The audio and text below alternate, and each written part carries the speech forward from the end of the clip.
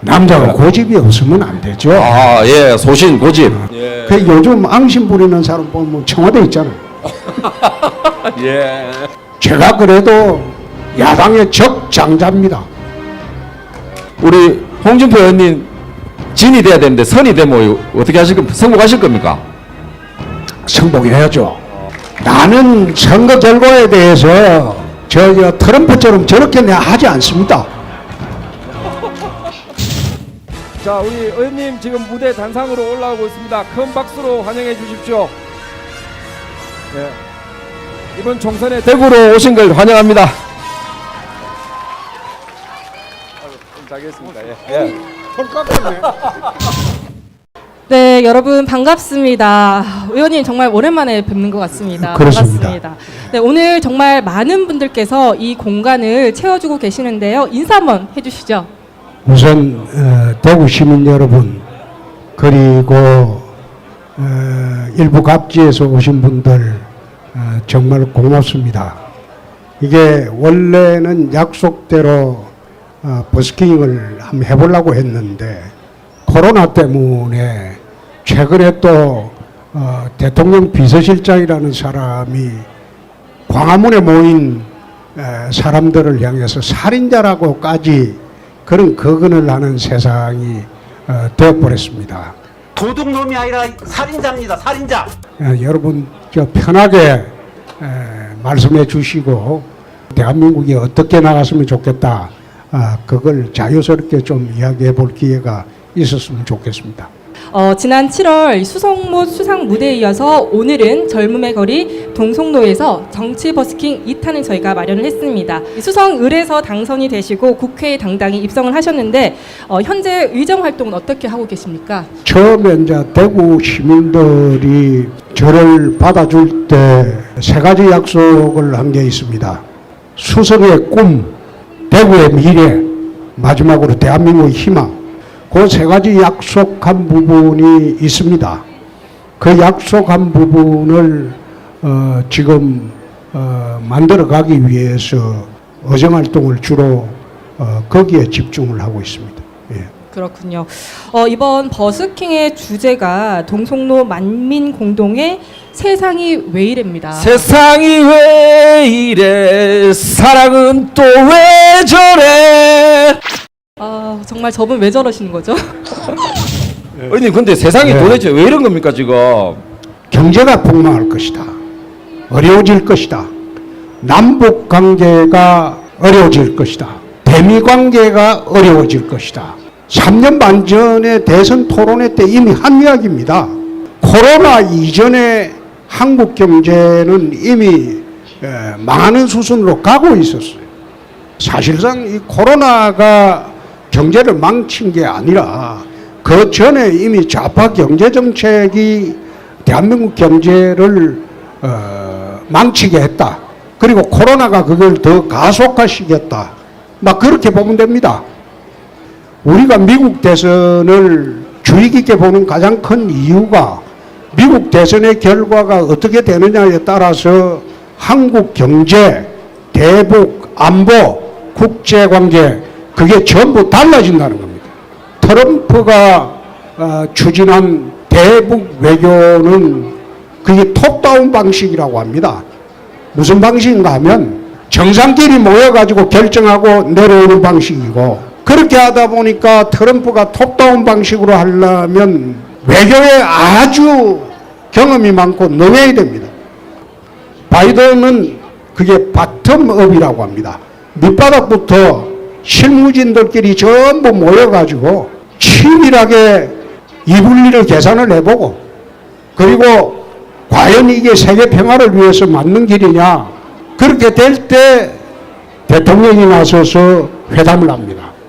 한미 관계는 이제 아마 문 대통령이 아주 당혹스러울 겁니다. 트럼프처럼 충동적이고 그리고 외교에 대해서 잘 모르는 사람이 대통령 할 때는 소위 김정은이하고 문재인 대통령이 합작을 해서 둘려 먹을 수가 있었는데 이제는 바이든은 다르죠.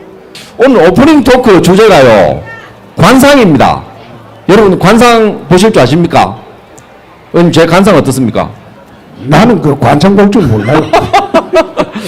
그 여러분들 뭐 조금 언론에 관심 있으신 분도 보셨을 텐데 이 AI 관상가가 본 그 유권 대권 주자 후보들 이재명, 이낙연, 윤석열, 안철수, 홍준표 이렇게 5명 중에서 왕의 상에 가장 적합한 인물이 우리 홍 의원님이랍니다. 박수 부탁드리겠습니다.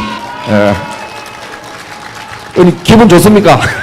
그 미신이라도 기분은 나쁘지 않습니다. 네, AI 관상가가 말하기를 성실하고 의지가 강하며 아무리 하고 싶은 것이 있어도 참고 인내한다. 하지만 고집이 강해 그로 인해 문제가 생길 수 있으니 주의하길 바란다. 남자가 고집이 없으면 안 되죠. 아, 예, 소신, 고집. 예. 고집은 있어야죠. 고집은 있어야 되지만은 그 고집이 합리적인 자료로 합리적인 판단에 의한 고집이라면 그걸 소신이라고 하지만은 합리적인 판단이 아니고 앙심이라고 그러죠. 예. 그 요즘 앙심 부리는 사람 보면 청와대 있잖아요. 예. 청와대 그분은 앙심이 좀 이렇게 더 지독해지는 것 같아요, 갈수록. 앞서 오프닝 토크에서 유력 대권주자 후보들의 관상에 대해서 이야기를 한번 나눠봤는데요. 그럼 의원님이 인정하는 대권 후보는 누구인지 궁금합니다. 국회의원들은 다 대통령 한번 해보려고 하는 거니까. 그러니까 그럴 줄 알고 제가 또 어느 특정인을 두고 이야기하는 거는 예. 윤석열 검찰총장 만만치 않습니까? 제가 볼 때 범털인데 좀 부담되지 않습니까? 아니, 나는 예. 그 윤 총장을 검찰총장으로 보지 정치를 하겠다는 사람으로는 보지 않습니다. 정치를 안 할 거다. 검찰총장이죠. 예. 아니 정치를 하고 안 하고 만약 7월에 임기를 마치고 야당에도 오면 우리가 잘 모셔야죠. 그러면 이제 좀 사실 슬슬 이렇게 대권에 대한 비책이 나올 때가 됐는데 혹시 비책 힌트라도 하나 살짝 이렇게 주시죠. 예. 근데 비책 힌트라기보다도 이렇게 엉망인 대한민국을 만드는 이 정권을 제대로 우리가 가져오려면 야당이 선명야당이 돼야 돼요. 야당이 싸우지 않고 뒷공문이 내고 싸우는 척만 하고 그렇게 하면 우리한테 사람 안 옵니다. 지난번에 내가 지금 야당 지도부에 이런 식으로 하면 당이 없어진다. 야당이 무슨 소용이 있느냐? 그 이야기를 하니까 숫자가 적어서 그랬대. 숫자가 적어서 이랬다는 건 나 여의가 없는 게 김대중 대통령이 96년도 새정치국민회의 만들어서 국회의원 선거했을 때 81석 했어요. 81석 가지고 김대중 대통령은 야당 총재하면서 국회를 흔들었어요. 지금 103석입니다. 이 103석을 갖고 하는 척만 하고 야당이 야당 같지 않게 하니까 국민들이 마음 둘 데가 없죠. 그래서 참 걱정스럽다. 저쪽의 사람들은 무너지는데 그 무너진 사람들을 우리가 담을 그릇을 만들어야 되는데 이 그릇이 이 그릇 갖고는 곤란하다는 거예요. 네, 아무래도 이 초미의 관심사는 복당식입니다. 이 김종인 비대위원장 임기가 끝나는 내년 4월쯤으로 보고 계시는지 아니면 더 당겨질 수도 있나요? 복당의 장애 요인이 좀 있습니다. 내 장애 요인은 뭐라고 이야기는 안 하겠습니다만은 조영 대표 같은 경우에 2번이나 탈당했어요. 그리고 복당했고 두 번째는 내가 복당시켜줬어요. 정치하는 사람이 공천 과정에서 부당하게 취급당하고 그렇게 해서 탈당한 사람들이 복당이 안 된 전례가 없습니다. 그래서 그것은 서둘지 않습니다. 제가 그래도 야당의 적장자입니다. 때가 되면 자연스럽게 복당의 장애 요인이 해소가 되면 그때 복당해도 전혀 늦지 않습니다. 그래서 또 추가 질문을 이어가겠는데요. 이 국민의힘 소속 중에서도 이제 홍준표 대세론에 힘을 실어줄 의원, 정치 용어로 개파 이런 게 좀 있어야 되지 않겠습니까? 늘 이야기했듯이 저는 25년 동안 단 한 번도 개파에 들어가 본 일이 없습니다. 그거는 여러분들 헌법책을 보면 국회의원은 헌법상 독립기관입니다. 그런 헌법상 독립기관이 개파의 쫄개가 되어가지고 이리저리 하는 것은 그거는 헌법에 맞지 않다. 그래서 지금은 그게 개파를 무리를 이루어져 가지고 정치하는 시대가 아니고 지금은 국민들하고 직접 소통 시대입니다. 네, 여러분 혹시 TV조선 미스터 트롯 잘 아시죠?